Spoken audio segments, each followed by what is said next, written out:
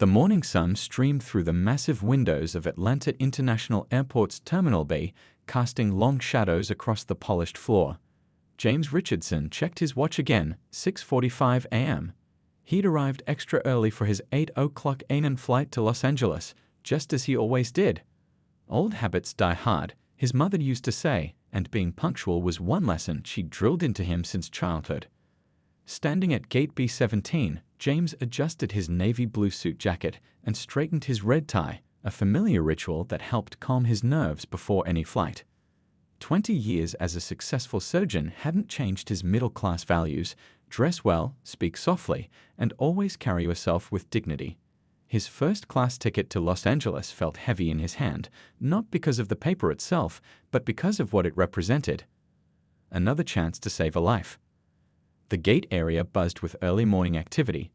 Business travelers tapped away on laptops, a young couple shared earbuds while watching something on their phone, and a grandmother helped her grandchild build a tower with wooden blocks on the carpet. James smiled at the scene. These ordinary moments of human connection always touched him. Now boarding first-class passengers for Flight 247 to Los Angeles, the gate agent announced, her voice crisp and professional through the speakers. James gathered his leather briefcase and took his place in line, ticket and ID ready. He'd done this hundreds of times before. The routine was almost meditative. But something felt different this morning. The gate agent's smile, which had warmly greeted the passengers ahead of him, froze slightly as he approached. Her eyes darted between his first-class ticket and his face, then down to his ID, then back to his face again. The seamless flow of boarding came to an abrupt halt. "Sir, could you step aside for a moment?" she asked, her voice carrying an edge that made several nearby passengers look up from their phones. "There seems to be an issue with your ticket." James felt his stomach tighten, but kept his expression neutral. He'd learned long ago that showing frustration in these situations only made things worse. Instead, he stepped aside with the same calm demeanor he maintained in the operating room, even during the most challenging surgeries. The minutes began to tick by. One passenger after another boarded the plane, many casting curious glances his way. The gate agent made several phone calls, each time speaking in hushed tones while occasionally glancing in his direction. James stood perfectly still, his posture straight but relaxed, his briefcase resting beside his polished Oxford shoes. He'd thought about his patient in Los Angeles, a 12-year-old boy with a rare heart condition. The surgery was scheduled for early tomorrow morning. The boy's parents had searched for months to find a surgeon willing to take on such a complex case. James had reviewed the files extensively, planned every detail of the procedure, and even consulted with colleagues across the country. Now, watching more passengers file past him onto the plane, he worried about the precious time slipping away. A young professional woman in line caught his eye and offered a sympathetic smile. An elderly gentleman shook his head disapprovingly at the gate agent's behavior. A businessman in a sharp suit paused briefly, as if wanting to say something, then thought better of it and continued boarding. The final boarding call echoed through the terminal. James remained standing patiently, his mind drifting to the countless similar experiences throughout his life, at restaurants, in shopping malls, even in his own hospital parking lot. Each time, he met the moment with the same quiet dignity his parents had taught him. "Your character," his father always said, "is revealed in how you handle life's unfair moments." Little did anyone know that this particular unfair moment was about to transform into something none of them expected.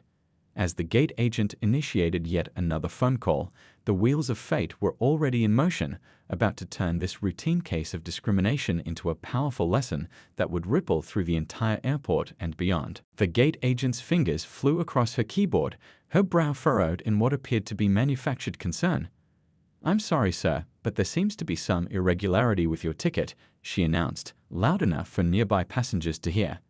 James noticed how she emphasized the word irregularity, as if trying to justify the delay to her growing audience.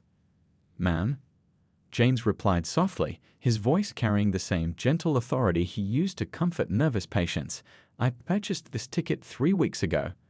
I've already checked in online, and as you can see, I have my boarding pass and ID right here." He gestured to the documents on the counter, careful to keep his movements slow and deliberate.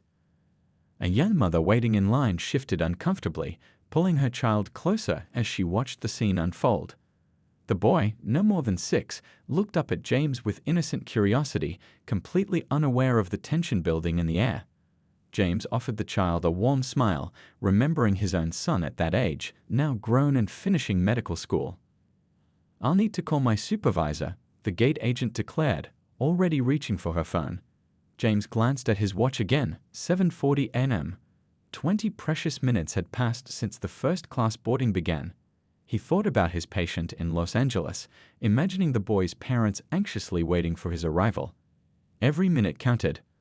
The supervisor arrived promptly, a stern-faced woman in her 50s who carried herself with an air of unquestionable authority.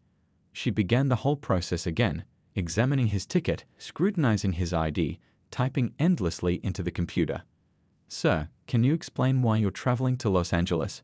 she asked, her tone suggesting this was far more than casual curiosity. "I'm a cardiovascular surgeon," James explained patiently. "I have a critical surgery scheduled tomorrow morning." He reached for his medical credentials, but the supervisor had already turned back to the computer, seemingly uninterested in his explanation. By now, the regular boarding had begun, and a steady stream of passengers filed past. Some avoided looking at the scene altogether, their eyes fixed firmly on their boarding passes. Others lingered, phones discreetly raised, sensing that something significant was unfolding. An older gentleman in a business suit paused as he passed. "Excuse me," he said, addressing the supervisor, "but I couldn't help noticing. Is there some problem here?" His intervention, while well-meaning, only seemed to escalate the situation. "Sir, this is a security matter," the supervisor replied curtly. "Please proceed to board the aircraft." The phrase "security matter" rippled through the crowd like a stone dropped in still water. More passengers slowed their pace, some even stopping completely. Phones emerged from pockets and purses, their cameras capturing the scene with silent diligence. James stood perfectly still, his mind traveling back to a conversation with his father years ago. "Son," his dad had told him after a similar incident at a restaurant, "sometimes the hardest thing to do is nothing at all. But your dignity speaks louder than any words could." The air grew thick with tension as airport police appeared at the gate, responding to what they'd been told was a situation with a difficult passenger.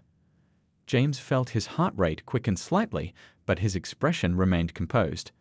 20 years of performing complex surgeries had taught him how to stay calm under pressure, though he never imagined needing those skills in quite this way. One of the officers approached, hand resting casually on his belt. "Good morning, sir," he began, his tone professional but guarded. "Could you please step over here with me?"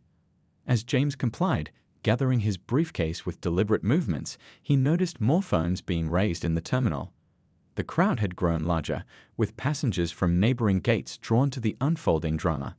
Some shook their heads in disapproval, while others whispered among themselves, the words discrimination and profiling floating through the air. A flight attendant appeared at the gate, announcing the final boarding call. The supervisor waved her off with a quick gesture, still focused intently on her computer screen. The morning sun had climbed higher now, streaming through the terminal windows and casting harsh shadows across the scene. James thought about his patient again, picturing the boy's hopeful face from their last consultation. Little did anyone at Gate B-17 know that this moment of prejudice was about to transform into something none of them expected. Sometimes, James reflected, life's most powerful lessons come wrapped in its most painful moments. And this lesson was about to shake the entire airport to its core. News travels fast in an airport, and word of the incident at Gate B-17 spread like wildfire through Terminal B. People began gathering in small clusters, their morning routines temporarily forgotten as they watched the scene unfold. A young college student, laptop balanced on her carry-on, started live-streaming the event. "You won't believe what's happening at Atlanta International right now," she whispered into her phone. The police officers had positioned themselves on either side of James, creating an unnecessary wall of authority that only drew more attention. James remained still, his briefcase resting against his leg, watching as his chances of making it to Los Angeles in time for tomorrow's surgery grew slimmer by the minute. "Sir, we're going to need to see all your credentials again," the first officer said, maintaining a professional tone. James slowly reached into his breast pocket, producing his driver's license, hospital ID, and medical license. His movements were measured and calm, though his mind raced with concern for his patient, a boy who'd already waited months for the surgery. A group of flight attendants huddled near the jet bridge entrance, whispering among themselves. One of them, an older woman with kind eyes, kept glancing at James with obvious discomfort at the situation.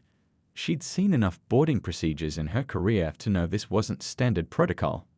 "I've been a surgeon for 20 years, James explained quietly to the officers. "I have a critical surgery scheduled tomorrow morning. That child has been waiting for months." His voice carried just far enough that nearby passengers could hear, and the ripple of murmurs grew louder. An elderly couple who had been sitting nearby stood up, the husband leaning on his cane as he approached. "Young man," he addressed one of the officers, his voice carrying the weight of years, "I've been watching this whole thing. This gentleman hasn't done anything wrong.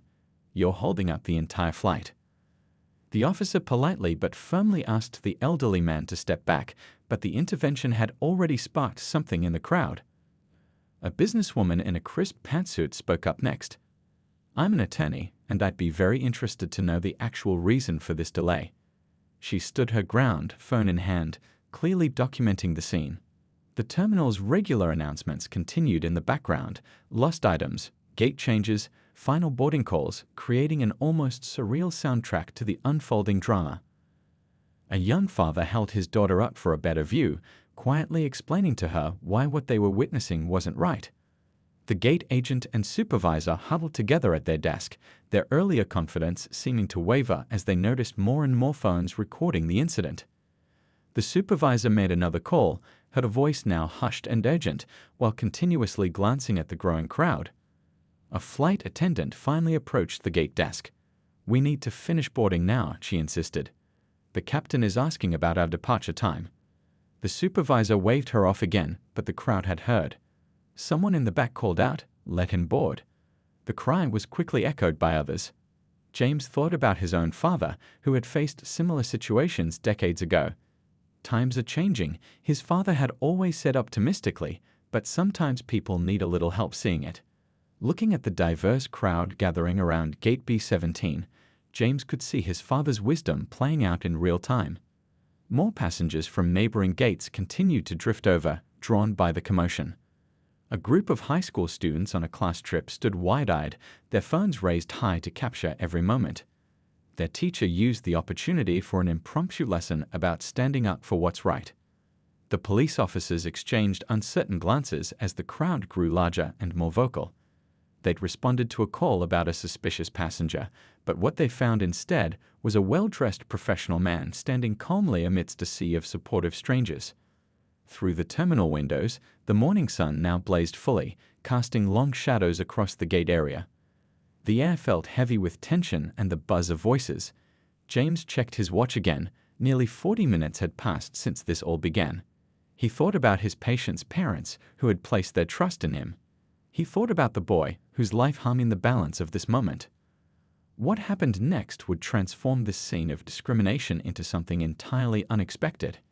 As the crowd continued to grow, none of them realized they were about to witness a moment that would soon make headlines across the country and change airline policies forever. The morning had stretched into a tense standoff at Gate B-17 when fate decided to play its hand.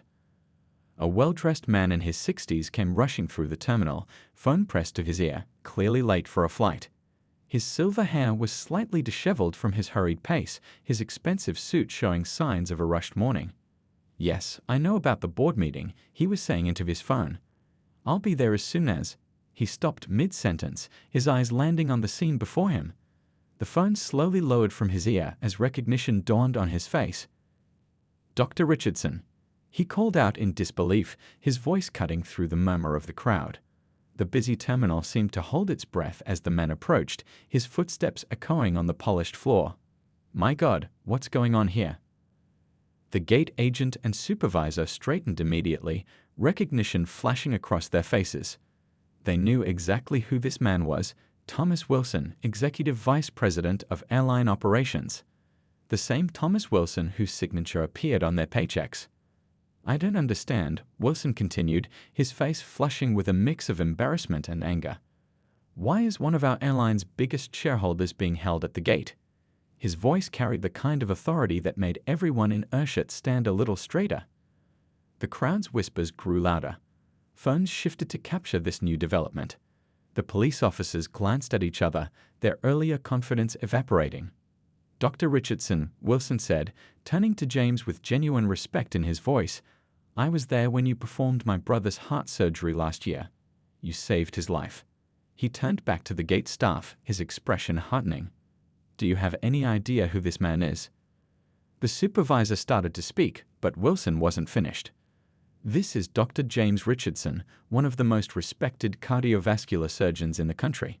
He's not only a major shareholder in our airline, but also serves on the board of 3 major hospitals. He paused, letting the information sink in. And more importantly, he's flying to Los Angeles to perform life-saving surgery tomorrow morning. The revelation rippled through the crowd like an electric current. The college student who had been live-streaming grabbed her friend's arm in excitement. The attorney who had spoken up earlier smiled knowingly. The elderly couple exchanged satisfied glances. James stood quietly, maintaining the same dignity he'd shown throughout the ordeal. He thought about how his father would have handled this moment, not with triumph or vindication, but with grace. Tom, he said softly, addressing Wilson, I appreciate your intervention, but I don't want special treatment because of who I am. He looked around at the gathered crowd, making eye contact with several onlookers.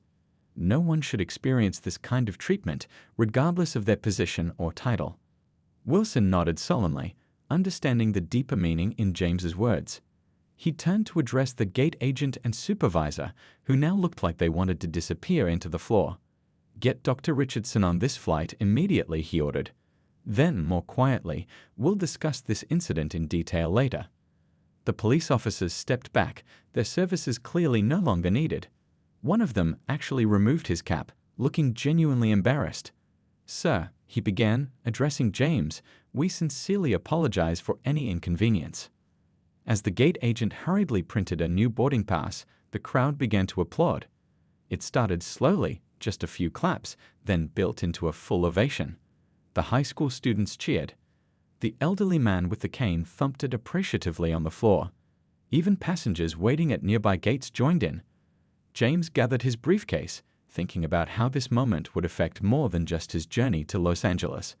His father had always told him that change happens one person at a time, one moment at a time. Looking at the faces in the crowd, some smiling, some moved to tears, all affected by what they'd witnessed, he knew this was one of those moments.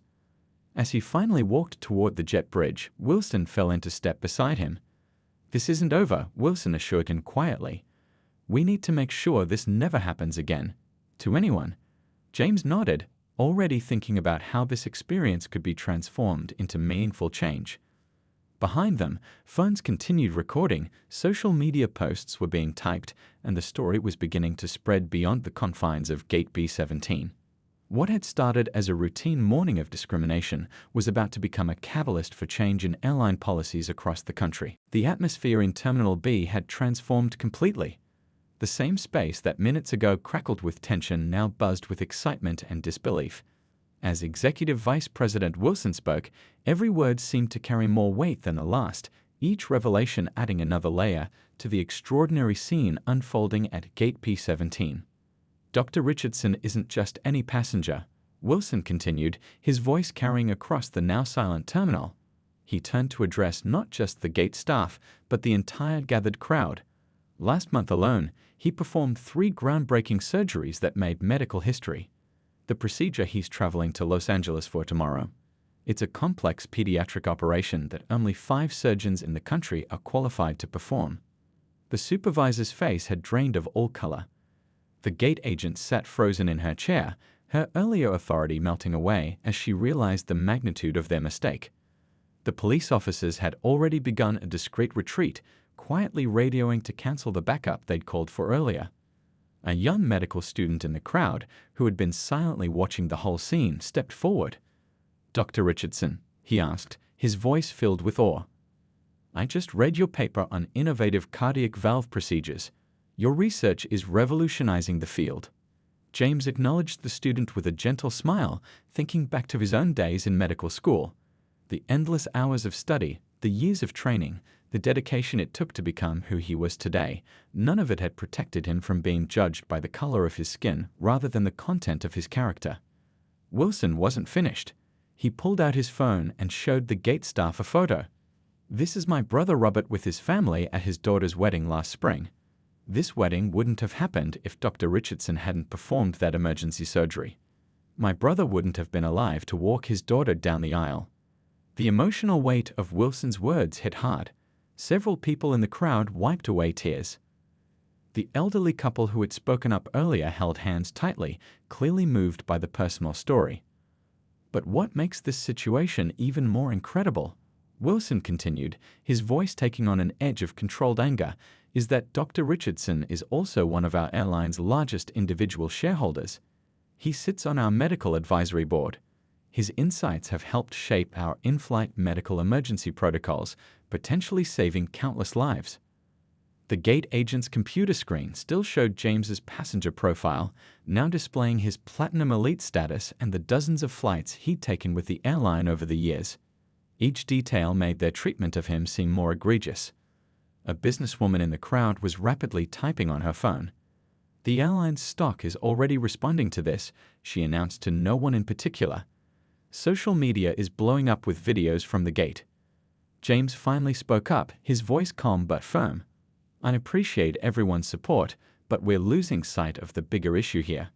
He looked directly at Wilson. "This isn't about my credentials or status. This is about basic human dignity. About treating every passenger with respect, regardless of their title or position."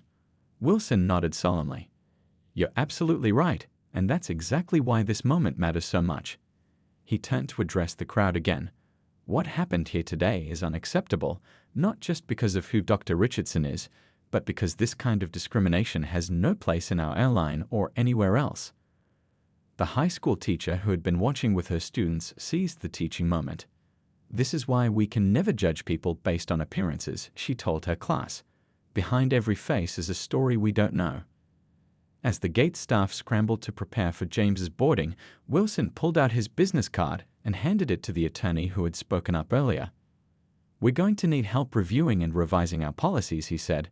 "Would you be interested in being part of that change?" The crowd had thinned slightly, but those who remained were capturing every moment. The young college student who had been live-streaming finally lowered her phone. "My followers can't believe this is real," she said to her friend. "This is going to change things." James checked his watch one final time.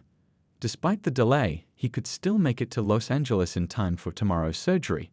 As he prepared to finally board the plane, he thought about the young patient waiting for him, about how this morning's events might help shape the world that child would grow up in. The story of what happened at Gate B-17 was already spreading beyond the airport walls, racing across social media platforms and news websites. But the real impact of this moment was just beginning to unfold, its ripples about to create waves of change throughout the entire airline industry. The story of what happened at Gate B-17 spread faster than anyone could have anticipated. By the time Dr. Richardson's flight reached cruising altitude, videos of the incident had already gone viral. Social media platforms buzzed with activity as millions of people shared and commented on the footage captured by passengers.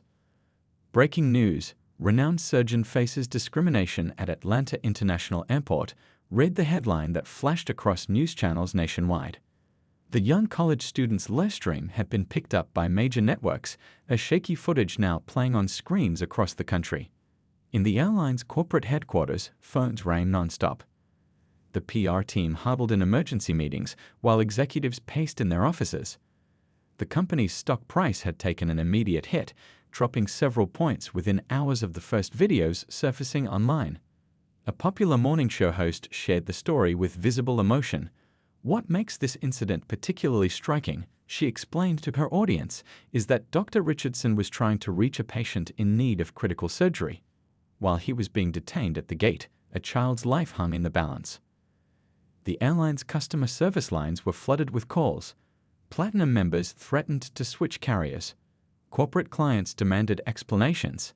The airline's social media accounts were overwhelmed with comments from angry passengers sharing their own stories of discrimination. In a quiet moment during his flight, Dr. Richardson typed out a thoughtful message on his phone.